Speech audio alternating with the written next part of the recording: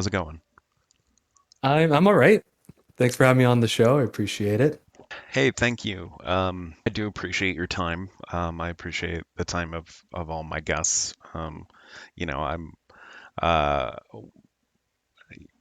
yeah, you're no exception. So thank you. Thank you for your time though. I do appreciate it because I know you're busy. Um, so what was the final spark for you that made you go, I really want to put a lot more effort into retro afternoons and I really want to try and make something, for myself or as an outlet. What was there something, was there a breaking point for you? I wouldn't say there was really a breaking point. I've always been someone who's created content. Like I started creating music when I was 13 and getting into other things like graphic design and photography and stuff. And it just like in my career, like I work in marketing communications, so I've developed all these different skills and different disciplines. Hmm. And one day I was like, you know what? Like I'm working for the man, I'm doing all these shitty corporate jobs, and I'm not producing any content that is fun. It's all Hmm. just like stuff to market things or to make money. It's not for me. So I have all these skills, and I'm like, well, I want to do something that kind of encompasses everything that I love and everything I'm capable of doing. And like, I love video games. I wrote, like I said, I wrote music that was kind of like always inspired by video games. So I wanted to like put that experience into Retro Afternoons, which is like it's kind of like it's like a streaming show, but it's not live because I don't watch streamers or anything. So I wanted to do something that like you can just watch it for the 10, 15 minutes and it's like the highlights of a full playthrough of like an old school arcade game that's really shitty and awful and hilarious. Hmm. And like I record all that. I do all the graphic design, do all the animations. I write a lot of the music for the show, and of course, like I'm acting in the show as the character. And there's an overarching like a loose story that happens over it to kind of like link all the episodes together and everything. So it encompasses everything that I'm capable of doing in my career, but as a hobby instead. Gotcha. Okay. And you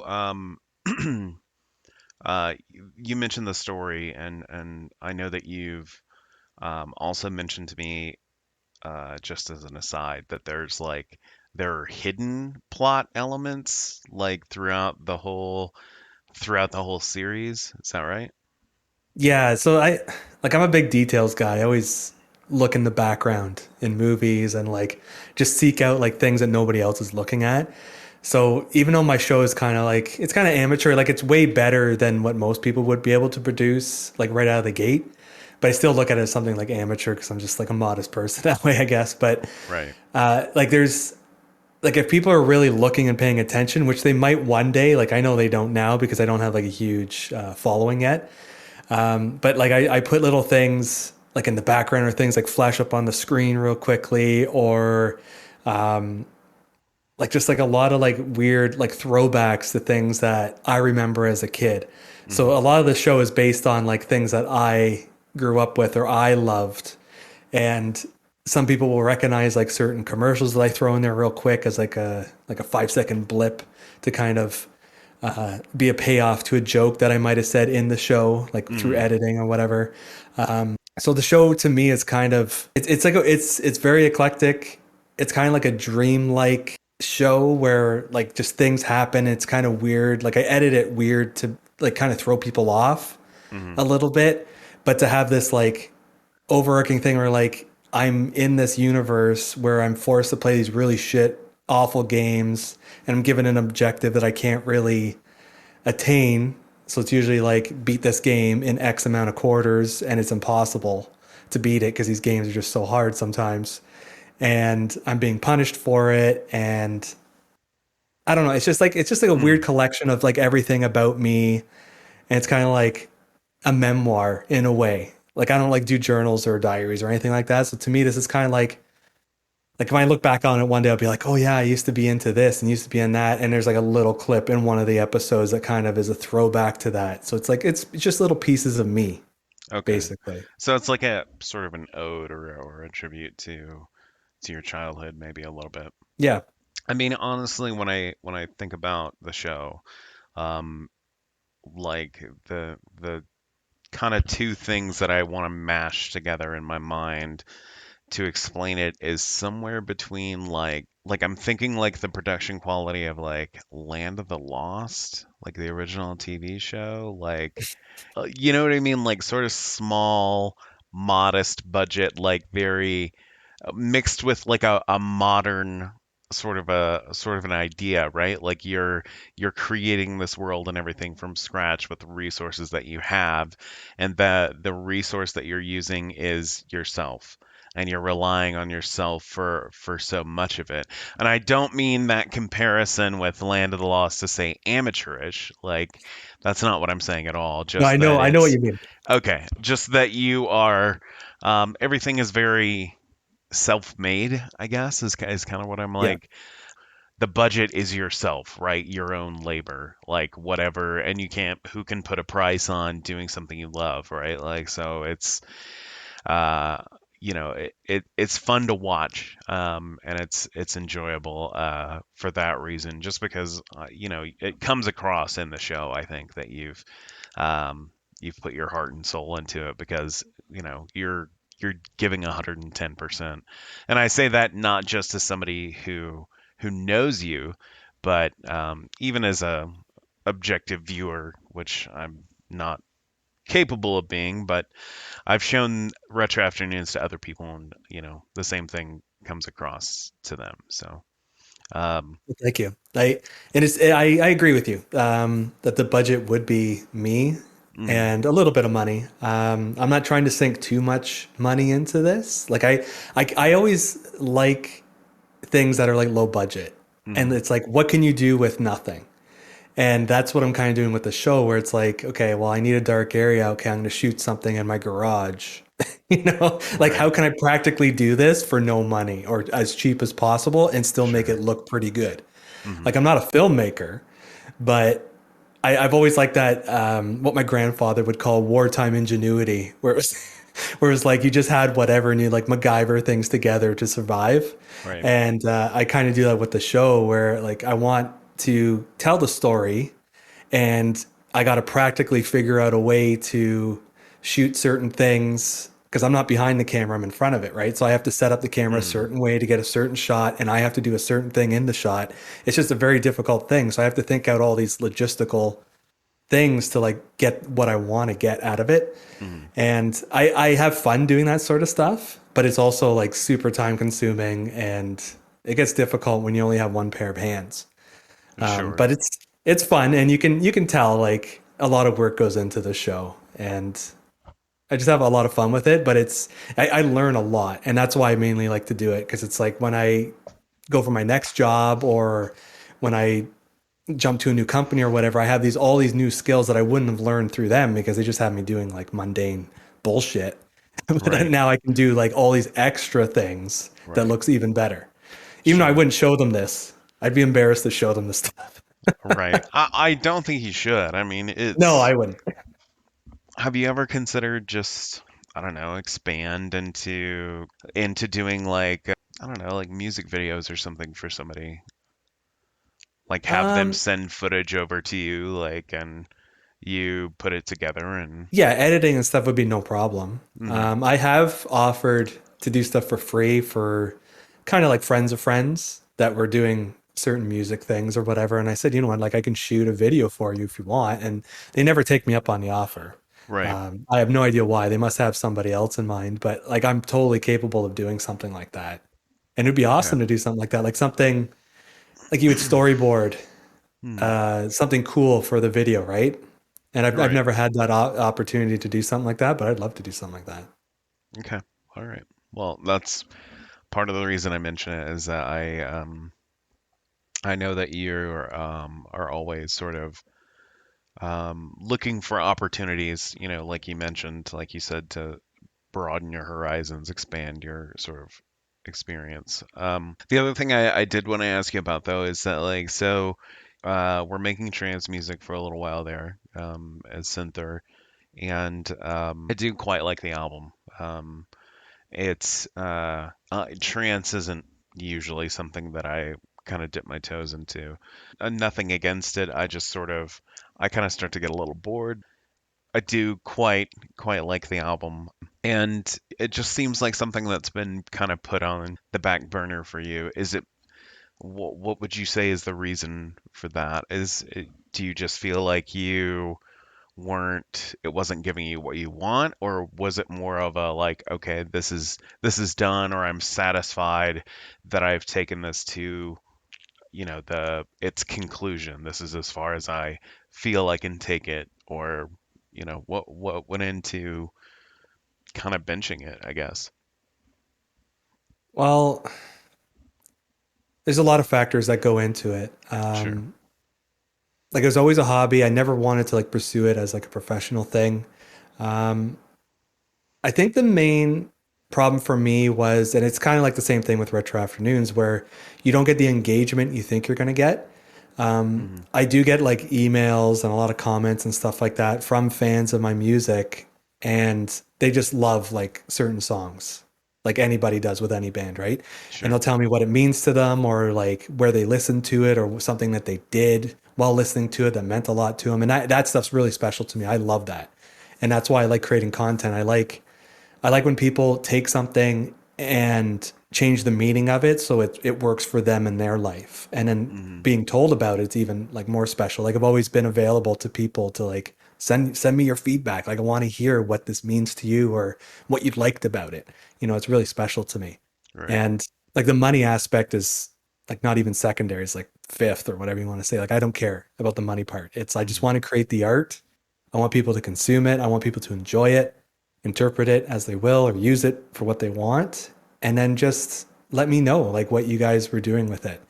And I think for me, like when I released my last track, Starbound, I just felt like, like this is I wrote that song for me because I love like space, I love like epic melodies and like Hmm. wall to wall stuff, and it's just like that to me was like it. And I was like, you know what? I want to try something else now. And I still get the itch to like write actual like music and make an album or whatever. Hmm. But Retro Afternoons, like I said, like I'm writing the music for Retro Afternoons. So it's kind of scratching that itch in a Sure. different way. Because I'm not publishing and putting that music out per se, other than within my episodes. Mm. Which I think I will kind of make like a compilation album or whatever and throw it up on Spotify and get paid nothing because Right. they're Sure. assholes. Um, but it's not the same as like, okay, I'm going to write an album or I'm going to write a bunch of tracks. It's different because you're writing a soundtrack or something with a certain feel to fit whatever you're going to do in that episode. Right. So if I need like I wrote my theme song, so like it's basically only the intro it's used. Like the score screen at the end where it shows like how I did, like the results. I have a song for that, and it's like this '80s like rockin' like credits type of Hmm. song or whatever. And it's like Yeah. the the tone of the Hmm. songs are all over the place because I'm kind of parodying things of the '80s.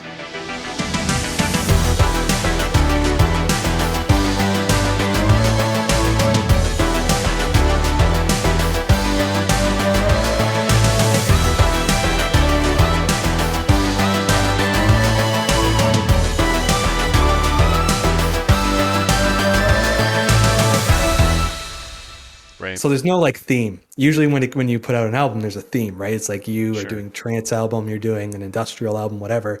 Putting this out would be like the greatest hits of the '80s parodied, sort of like Weird Al Yankovic, but not funny at all. Right. Sure. Like just this like weird mishmash of like songs that don't fit together. So it wasn't to answer your question, it wasn't really anything that like turned me off. It was more of like I'm gonna try something else and see Right. how it works. Hmm. But lately, I've really wanted to go back to writing electronic music, like just strictly focusing on that. But I don't like, it's so weird because like I'd rather focus on retro afternoons, like focus on one thing and just get that going. I don't want to like be distracted and be writing music for this and that and whatever. Like I have so much time in a day Right. to do this stuff. Sure. Sure. I mean, if working on retro afternoons is able to give you that artistic outlet and satisfaction, then you don't really have a need for the other. Um, that's fair. Makes sense. Aside from Retro Afternoons, graciously stepped in and co-hosted the episode of Void Signal where we chatted with Ashbury Heights. Very funny episode. Really enjoyed it.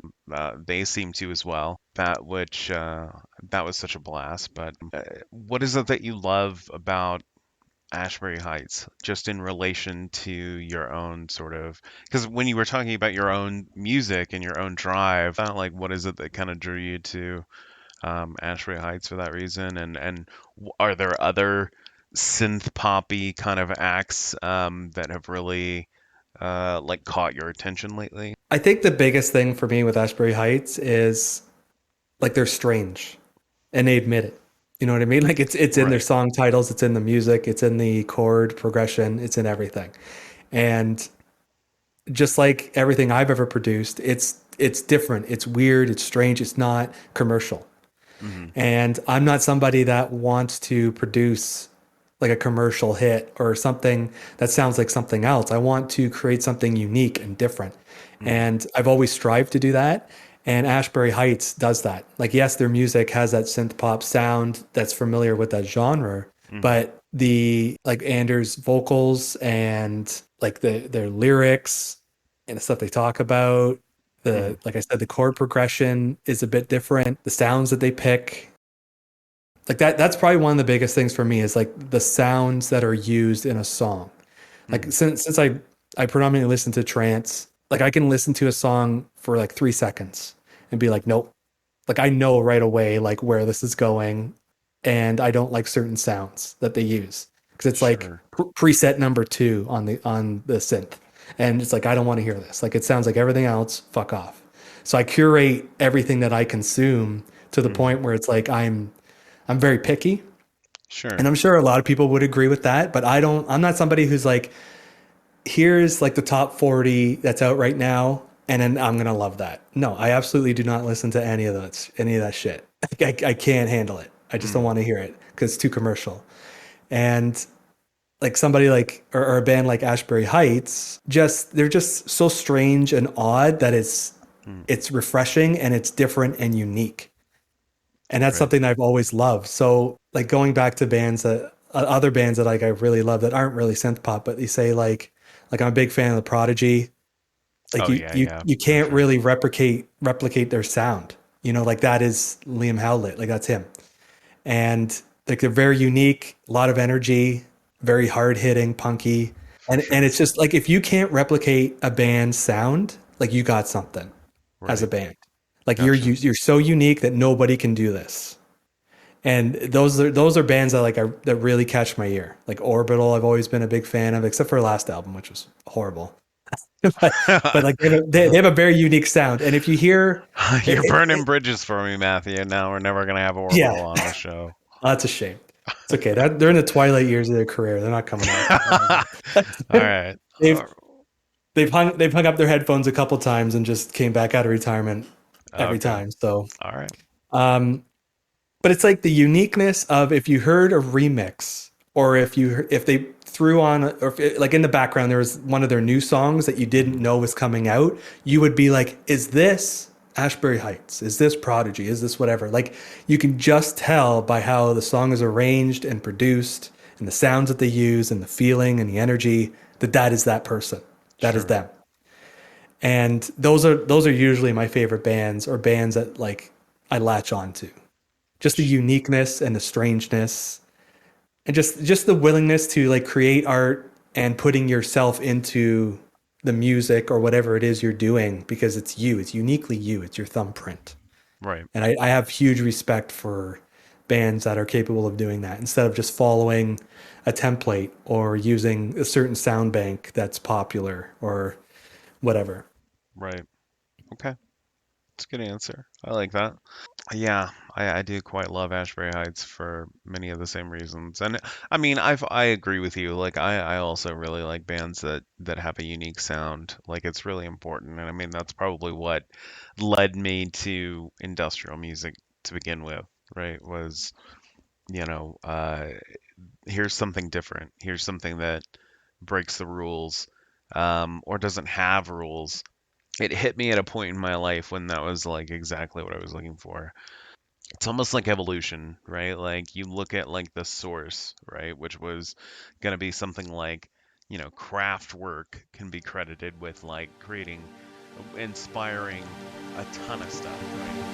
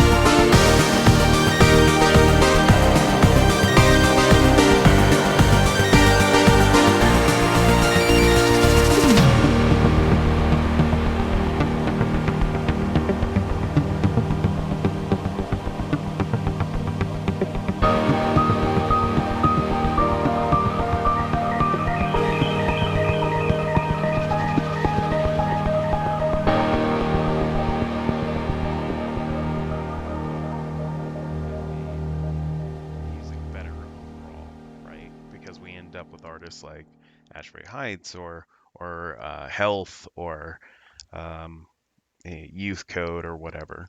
But anyway, that's my ramble about that thing. What are your thoughts? No, it's an interesting thing to think about.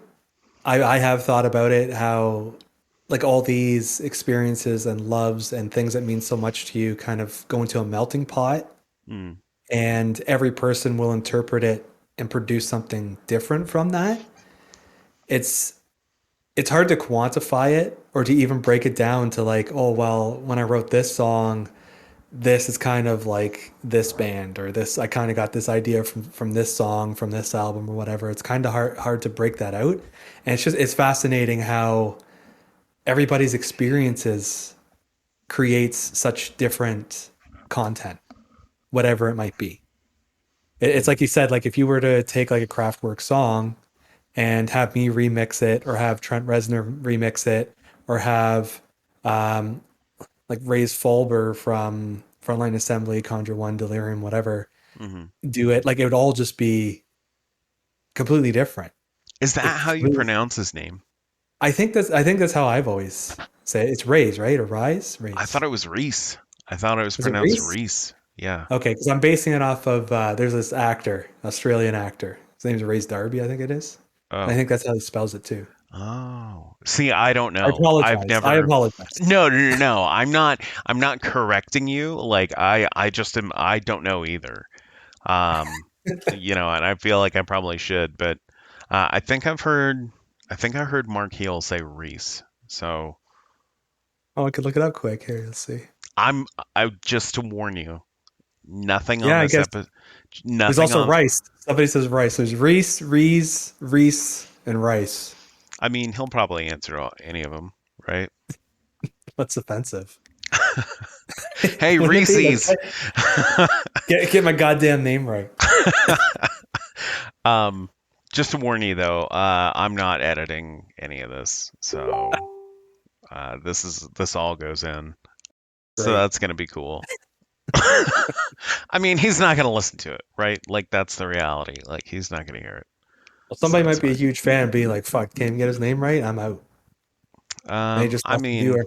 they probably can't get his name right, so they can be a huge fan all they want, They might not even know what his name is. right? Well, if he's listening, I apologize for getting your name wrong. I'm sorry Yeah. because you're super talented. The stuff that you've done over your career and like the different types of genres that you've crossed over is insane. In a fellow Canadian, I think. Yeah, he is Canadian. Yeah. Much respect. So yeah, gotta respect your fellow countrymen, right? No, no, not usually, but Okay. he's a good Um, one. um, are there how would you describe the music scene in Canada? Like, have you been able to make it to a lot of like trance shows, or is that sort of, I mean, from what I've been led to understand in conversation with Jason Corbett from Actors, because they're in Vancouver, which there's a lot of great artists and great musicians coming out of Vancouver, make no mistake. But the impression that I got is that they, due to the sort of landmass to population centers, that touring Canada is kind of, it's not fun, is how it seems, and not logistically sound all the time, I guess. So, have you been able to catch a lot of shows, or were you able to see a lot of tours when you were growing up? So for me, Toronto's about like 45 minutes away, and that's Mm, usually where they would go. So I have seen a whole bunch of shows in my time. Um, I don't like I like live music, but since I'm like completely straight edge and lame, like I don't drink, I don't take anything, I don't whatever. It's hard for me to fit in because I like a lot of people are just like blasted and out of their mind, right? And it's like it kind of detracts from my enjoyment of what's happening, but it's right, also like humorous because you get to see people be dumbasses. right, So it's just it's kind of a like give and take thing, like where I'll go for the music and I love being there and you get to dance around and do whatever, but at the same time, like people can potentially be horrible or whatever. right, At trance shows and stuff, not so much. Like everyone's very nice at trance because it's all like peace, love, unity, and all this stuff, like weird things that you don't experience in like some right. other places. Sure. But when like I've been to like the Crystal Method concerts and stuff, and like that's when people get a bit rowdy and weird.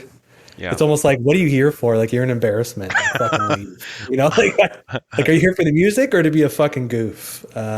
I mean, maybe. Yeah, it's like as for touring, like not a lot of big acts come to Canada that I've seen. Like I would have loved to have been at a Prodigy concert, but to my Mhm. knowledge, they've never been remotely close to me.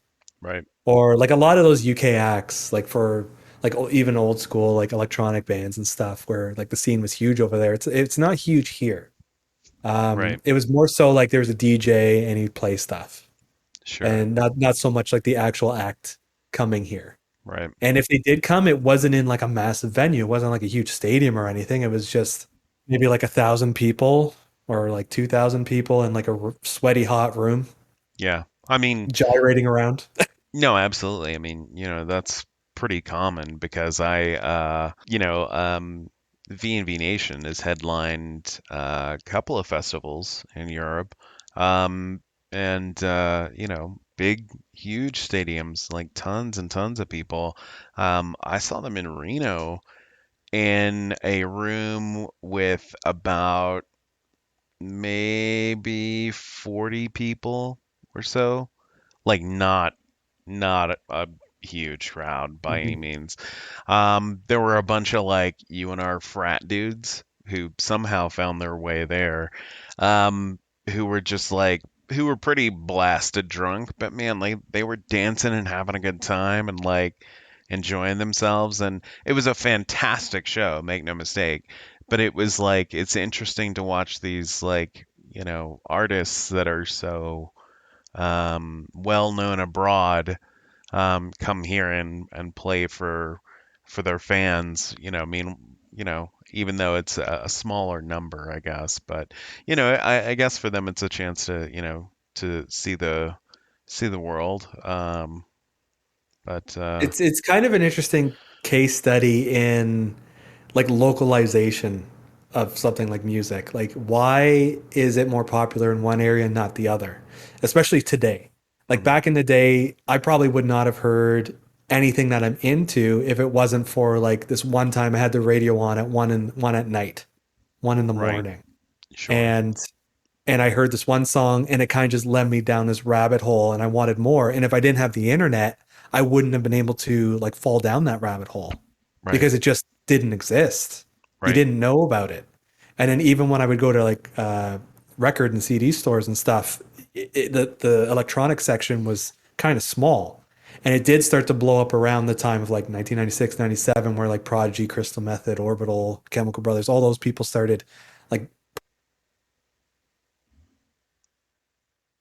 you still there? You cut out, Matt.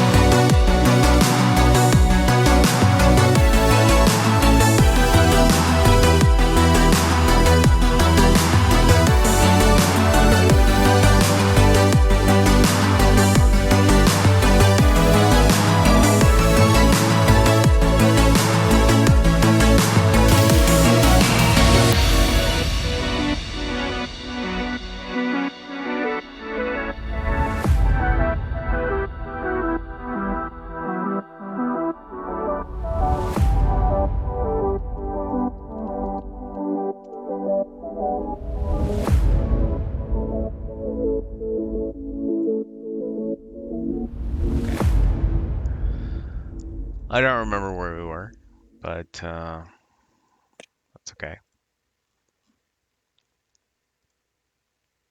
Do you feel like this is going okay? Because I Yeah. feel like we're all over the place. Oh, I don't care.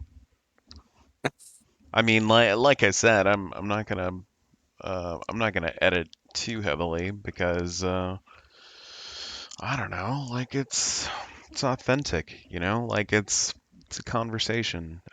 Yeah, we're friends. Sure, we've known each other a long time, but um, I don't think that matters. Like I think that I think having conversations about art and about people and their experiences, um, I don't think that has to be regulated to how long you know somebody or their level of success. I really don't. Like I regard you as successful. I think that Retro Afternoons is an accomplishment, and I think the album that you've produced. It's two albums, right? Is SynthR? Oh, I produced like tons of music, but I kind of just threw them up in kind of like compilation albums of like my works throughout the years, like best Gotcha. of. Okay. Well, still, I still they're up on Bandcamp. I had to kind of prod you to update it a little bit, but um, it's up. It's on Spotify, and even though Spotify's shitty, um, it's available, right? And Yeah. uh, I'm, and like you said, you get emails from people talking about like what it means to them and that kind of a thing. Like that's a lot of effort to like track somebody down to be like, hey, this is what this means to me.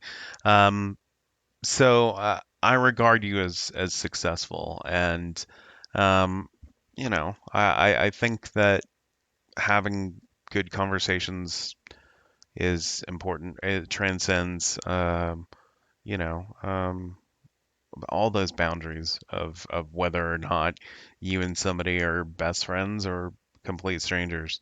Does that make sense? Yeah, it's an interesting way of looking at it. For me, I'm always second guessing everything. Like everything I've ever done in my life is like, was that right? Or was that good enough? Or like I'm a perfectionist, right? Sure. And you obviously know that. So it's for me to just kind of go with the flow sometimes it doesn't work for me. I'm always so in this situation, I'm like, is this good enough for you? Like, am I doing what you want me to do? I don't know. I mean, I I want mean, to please you. I mean, I'm guilty of the same thing, right? I mean, like that's what I've struggled with since starting to do Void Signal. I mean, the reason I had a co-host is because I felt like I couldn't do it on my own. Um, and then, when it turns out that, I had a co-host that wasn't doing anything any fucking way, well, I'm doing all the heavy lifting on this. What do I need this person for? Right. um, Especially if they're going to try and take credit for work they're not doing. Um, but I was forced to, and I mean that's why I even had you on the show to roll with me on Ashbury Heights because I needed that. Like, I mean, even up until recent episodes of Void Signal, I've just been like. Um, is this good enough? What am I doing with this? Like, how do I want to approach this? Like, it was this constant second guessing of, oh, there's some weird silence, or oh, there's, maybe an awkward moment where, you're not quite getting along. But it's like you're gonna run into that in conversations outside of goth clubs and backstage and concerts and at the bus stop and the grocery store and with your best friend, and you're going to run into that anywhere. That's just how people talk. That's just how people are. Not every interaction that you have is going to be smooth or wonderful. And that's okay. Like, it's still an exchange of ideas and exchange, conversations don't have to be pretty. But they can be important, regardless Mm. of the shape they may take. So with that in mind, and I have to give credit here to you and to my wife Rose and to Tom Alsberg. Um, the three of you, helped shape my attitude on the show as being like, it's conversations. It is what I want it to be. Um, and so I'm happy doing it. And it's, you know, I want it to be authentic. And so I don't want to, go through and do a lot of heavy editing of like getting it just right and getting it perfect. And conversations aren't perfect. Conversations aren't just right. Why should a podcast be any different, right? It's just a conversation. Like I have to assume that the person listening to me is paying attention, and maybe they're reaching these conclusions as well. Maybe they're not. Maybe they don't give a shit. I mean, either way, like I need to say what I have to say, and if someone listens, cool. And if they have something to say back, I want to hear it. Like, my ears are open. I'm available on social media. Plenty of ways to reach me. Like, I want to hear what people have to say. Um, but at times it comes across as just like you put a lot of effort into, and I'm sure you've experienced this doing retro afternoons, where you're putting yourself out there and you're asking for feedback. Hey, anybody talk to me? I'm putting in this effort. Does it, it's like it's that moment of like, does anybody realize that I'm talking? Like, does anybody hear Hmm. this? Because it's like you're looking for um, engagement, like not just for algorithms, not that kind of engagement, but just like you want to know that somebody out there somewhere is listening. Like there's been a couple of people um, that I've come to realize like are really big fans of Void Signal, and uh, I'm so grateful. I'm so appreciative. Like people who listen to every single episode, and that means a lot to me. So anyway, that's my rant about that. So You went down a hole there. yeah, exactly. A But I lot, mean that's okay. a lot to Like unpack. right. But I mean that's okay. Like that's Hmm. kind of what I want. Like I interviewed Caitlin Stokes yesterday from Corlix. Um, and she's delightful. But I mean, at one point it was like we were talking about like the how the industrial music scene seemed like a boys' club, and it just sort of unfolded organically. It was like I don't know. I always think of it as like you know during the quarantine we couldn't hang out with people, right? Like we couldn't go to goth clubs or shows or anything and be like, oh man, this new single, oh this, did you hear about this? Did you hear about that? We didn't have that social connection that used to be there with where music was bringing you together with people who were like you, because you're experiencing the same thing. It's this transcendental sort of a moment where, like, when I first hear this song and it touches me or affects me this way, there's like a moment where everybody else who that song has ever affected, like, we're all there together, right? Like, because it's all being processed inside your head, and it's this sort of like very amazing moment. It's the equivalent of like reading, right? Like you have someone's voice in your head from however many years ago, right? Hmm. So, music to me is kind of the same way, same thing. Like it's regardless of when it was made or where it was made or whatever, you're, in that moment that you're consuming it, that person is in your head presenting this art in this manner. So, you know, uh, I forget where I was going with this, but it's all right. But I that's the kind of had point. an I kind of had an interesting thought out of that, Oh, and please. I was kind of comparing like live music, being in the moment, being in a club with people who enjoy it, and it kind Mhm. of gives you that it gives you like comfort to be like, oh, other people like this too. Yes. And Yeah. when you go to social media, if you were to post like your playlist or a song, you're like, oh, I really love this song, and nobody says anything. You're like, you're like, should I, like you're the Right. problem with being online is when you post shit, you're kind of seeking people's approval Right. to or Sure. acknowledgement of like, yes, I know you like this, or yes, I like it too. Right. And I don't give a shit if people like what I like. That's fine. But I do kind of struggle sometimes with like throwing art out there because it's a part of yourself and then people not engaging with it. Like, Right. I don't care how many likes I get, how many views I get. I want people to like say shit.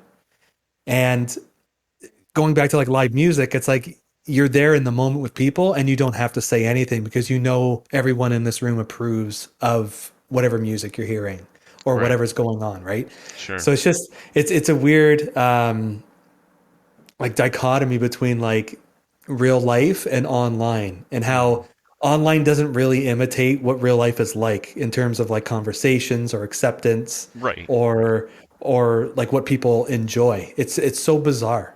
And Like it. if you were to go up to somebody on the Mhm. street and you're having a conversation and it unfolds in such a way where you end up talking about like favorite songs or something and you say it to them, you're going to get them to be looking in your eyes and saying like, oh, I haven't heard that, or oh, I've heard that song and I don't really like it, or I like it, or whatever. Online people will just scroll past whatever you just said. So human interaction is incredible for like bolstering stuff that you enjoy and letting you know like what you like is also liked by other people. Mhm. Whereas online kind of just destroys your confidence in any way possible.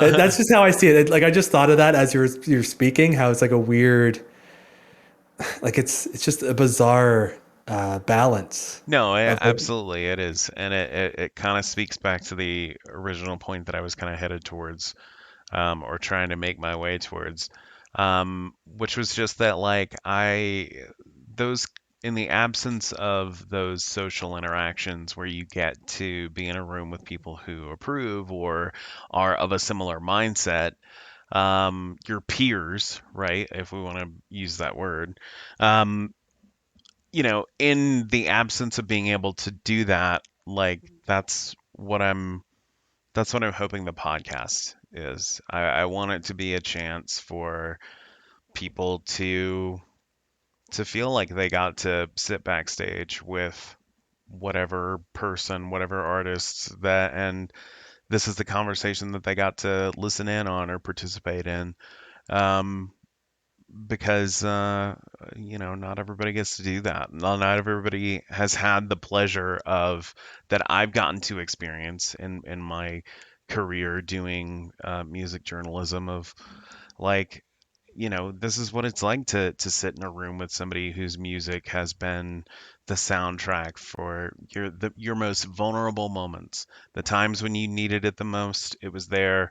You get to sit in a room with that person and ask them questions and have that human to human interaction, right?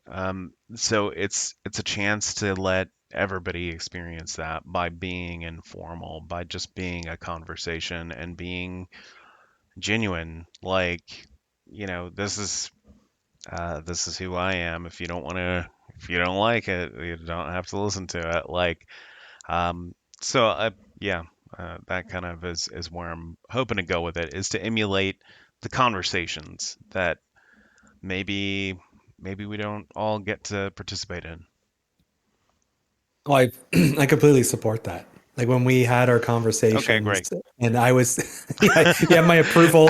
Please proceed. Um, when we had the conversation, I think it was last week. I don't even know what day Mhm, it is right now.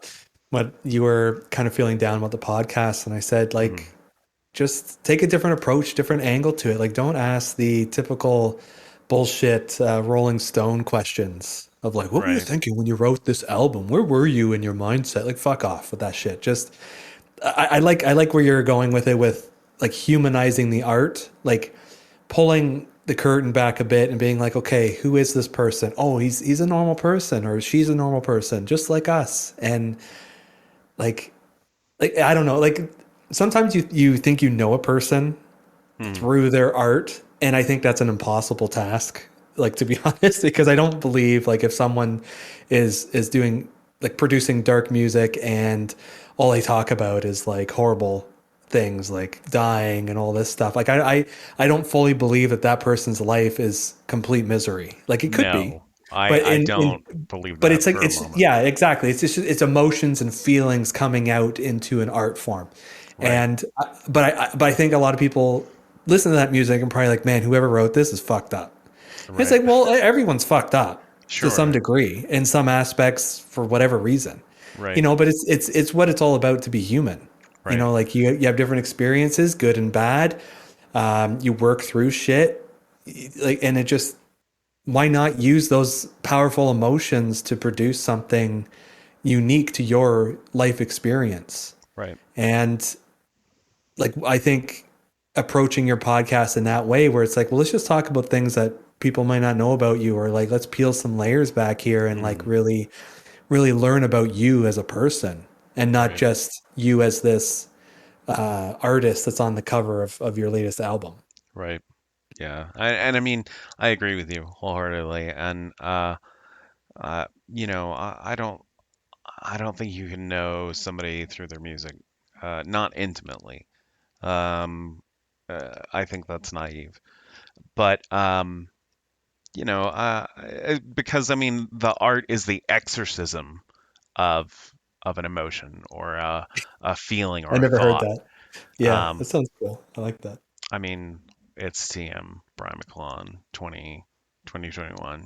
So December 9th, yeah. to um, be exact. but art is like the exorcism of thought. Like you're putting this out there, you're getting it out in whatever manner that you can, and it is what it is. And I don't think that it's always necessarily a representation of who a person is. Um, and that can go both ways, right? Like Marilyn Manson can make a song about how he's so fucking sad. Oh, what was me? Oh, I'm hurt. Oh, I'm a little sad person that was abused. But I mean, in his personal life, he's, a piece of shit. Um, and I mean, What would piece of shit music sound like? sorry, yeah, right, exactly. Like, sorry, not sorry. Like that guy sucks. But I mean, like, sure. Like, so it can go both ways. But I mean, it's like, um, I don't know. Like, it's you can't know. Well, I can attest to this because the majority of the music that I've produced, and even like my retro afternoon stuff, is it's very upbeat. Um, Mhm. it's very like energizing, uplifting. Absolutely. Retro afternoons is like goofy and funny and silly, and like those are aspects of my personality, but predominantly like I would define myself as kind of like a Larry David person, like the creator of Seinfeld from like Curb Your You're Enthusiasm. pretty curmudgeonly. Yeah, I am miserable. I complain a lot. I make fun of stuff constantly. I'm not an upbeat person. Right. I'm kind, but you wouldn't look at me and be like, "Oh, he's a kind person." I don't think you would describe that as me. I'm very genuine. I'm down to earth. I'm very nice, You're very but I'm not. sardonic. Yeah, sure. Like there's tons Yeah. of words to pile on me, and I don't take offense to them at all because like I'm at peace with who I am. Like this is me. But if you listen to my music, you'd be like, man, like it's so energetic and upbeat and happy and stuff. And you look at me, it's like I don't look happy. It's almost like it's just so bizarre that I love that kind of music because it's almost like a piece of the puzzle is missing from me, and that piece just fits in to kind of make me whole a bit.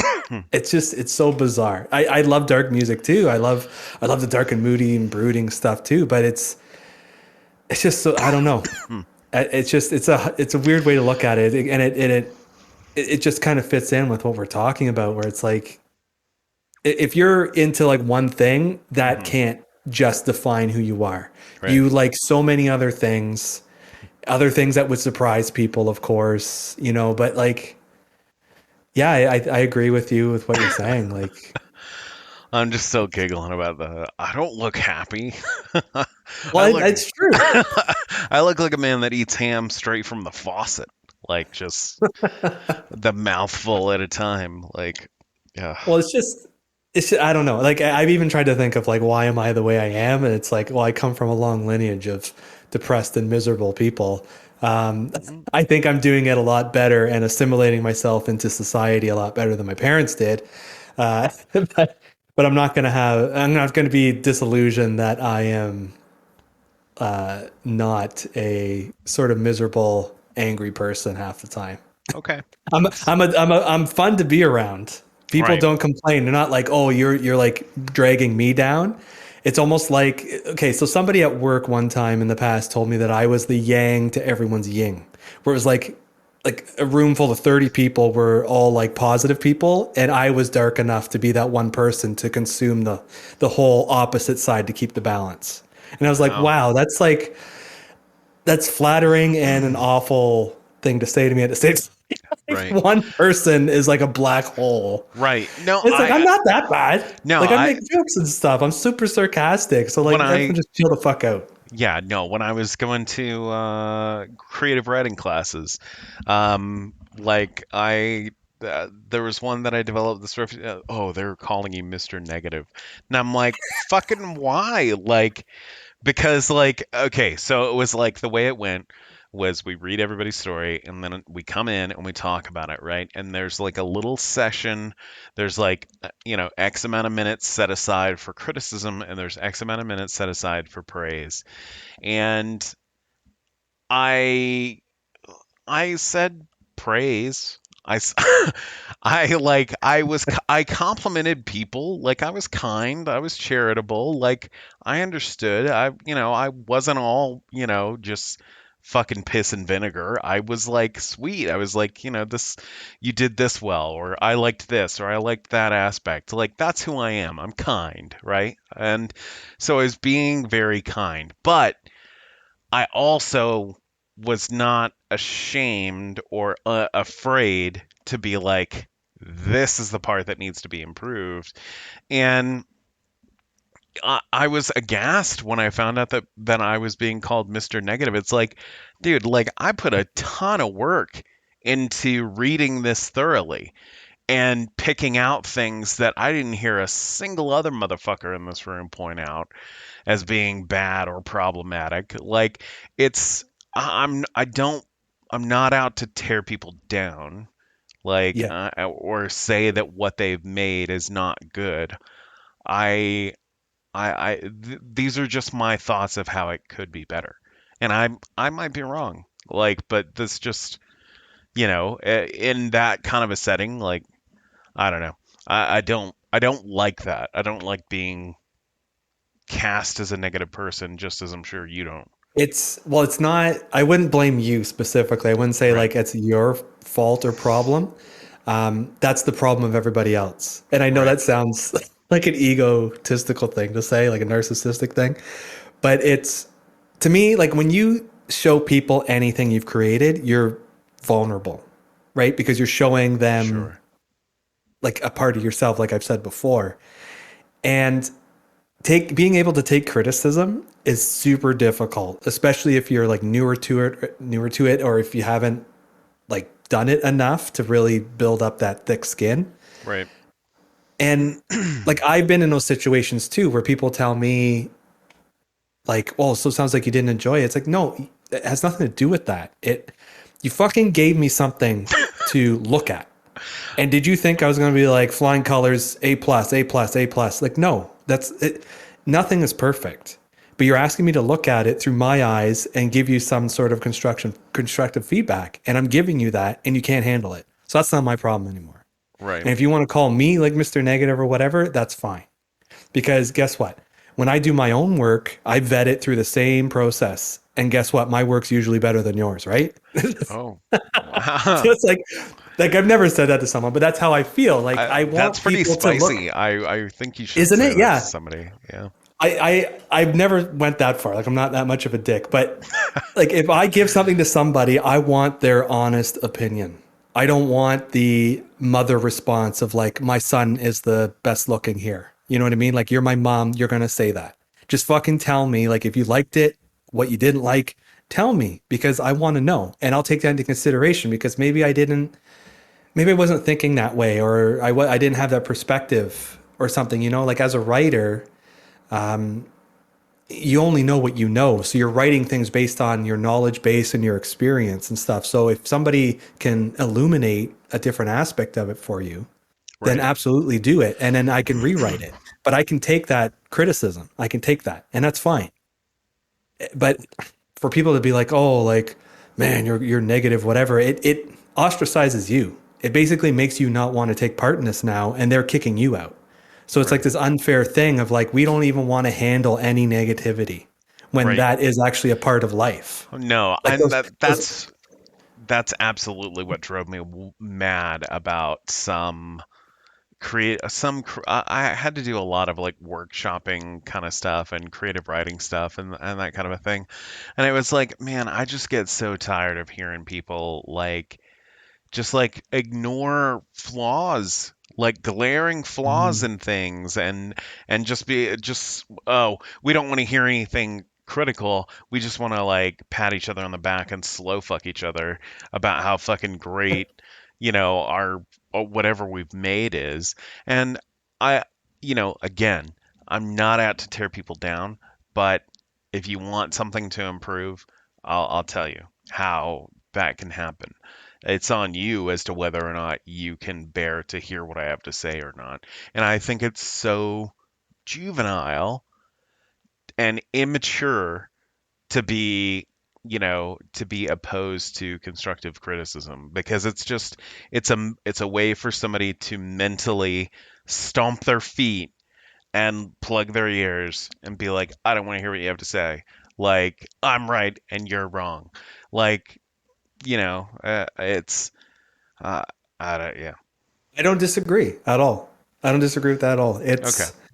It's just like you said, it's kind of juvenile. It's immature. Um, like I understand like you work so hard on something like because I've done this hundreds of times. You work so hard on something, you put it out there, and you're like, oh, somebody's gonna like this, or people are gonna like it, or you make something and you're like, it's gonna go viral, whatever, and it doesn't. It goes nowhere. It just flops, and you start thinking like, okay, well, what did I do wrong, or why don't people like this, or whatever? Oh, well, fuck them. What I did was perfect. But if you were to say like, okay, here's a focus group, tell me what's wrong with it, and they're like, well, it didn't work like this, didn't work like that, it just doesn't work right. You should be able to take that and learn from that.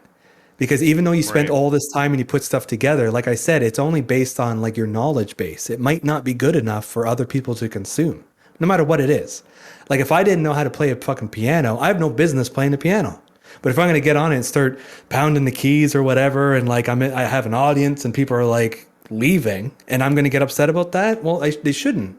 I shouldn't be getting upset because I don't know what the fuck I'm doing. Right. So you should be able to be told like you don't deserve to be touching a fucking piano. You're terrible. Get off of it. And you should just be like, yes, you're right.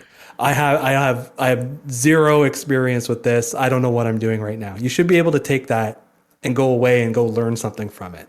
Right. And unfortunately, like I don't know if it's like throughout time it's always been this way, but like the whole snowflake thing where like everyone's right and everyone's a winner or whatever the fuck it is. I don't know what it is. But unfortunately, people lose and there's losers. And I guess us as Mr. Negatives, we're losers because we don't fit in. We're the Right. misfit on we're on Misfit Island. That's right. We're Correct. the toys. Misfit Um, toys. all right. Well, we're at about an hour, and I want to be respectful of your time. So, we will wrap this up by what are you enjoying right now? What's something that you're just like you're stoked about? It can be anything. Uh, my birthday comes up on the 21st and it's Christmas. I always enjoy the 2 weeks of Christmas and a little bit after because it's just I don't know, everyone's kind of happy Right. about stuff. And this year we can actually do stuff instead of being trapped at home and worrying if COVID's going to come to our door. Well, happy birthday. Thank you.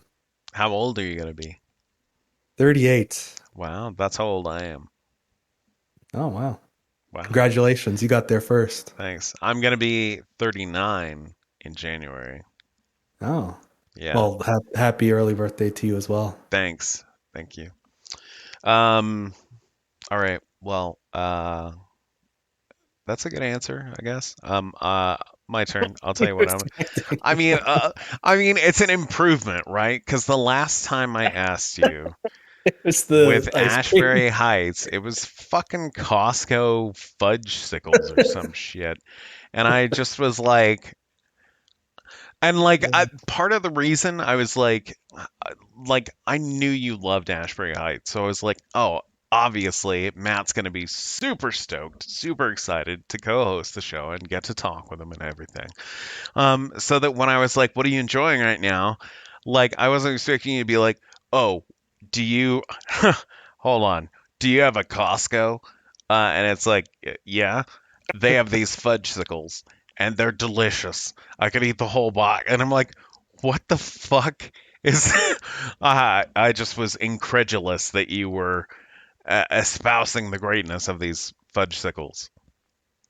I don't give the answer you think I'm going to give to anything. No, no, I give like weird, unique answers. that's for Not because sure. I do it purposely. It's just Because that's what you're comes the out. yang to everybody's. Yang, Yeah, yeah. yeah, right. So sorry. Sorry I failed No, again. Like I don't know what you want me to I don't. say. No, it's I'm fine. really I'm not. enjoying this No, podcast and talking to you right no, now. I'm Glug not glug glug. judging. I'm not judging. It's fine. You can. Any answer is acceptable. I'm just. It's okay. It's fine. Okay. All right. You're excited about your birthday. That's a. That's a good answer. Lots of tenure. I like turtles. Lots of 10-year-olds give that answer. It's uh, um, so what I'm enjoying right now, I've been really enjoying hanging out with my wife, honestly. Like How's that any better than what I said? because it's like we're not comparing. I didn't shame you for your answer. Yeah, you kind of did. Maybe a little. I might have. But I mean, yeah, look, uh it's Like different. I should have said I like hanging out with your wife too. How would you like that? Where would that go? I You'd be don't like, know. "Whoa, you're hanging out?" I mean, I don't know. I mean, I like, I'm enjoying spending quality time with my family. How about that? I mean, the dogs are It's here. it's a great answer, but it's no better than mine. And you just dressed me down over something that was similar. Why? Because I said, look, man, all I said was that it's a popular answer with 10-year-olds. That's not offensive. You and I were 10 years old once. I haven't grown up. I I'm mean, waiting for grandma's money so I I get a new game. I haven't grown up either. It's fine. All right. Well, those are the answers. So, all right. Sorry. Well, no, it's all good. I don't care. But thank you very much for your time. I do appreciate it. And yeah, thank you again Thank so you for much. having me on. No, Yep. I appreciate it. Have a good one. You too. Bye.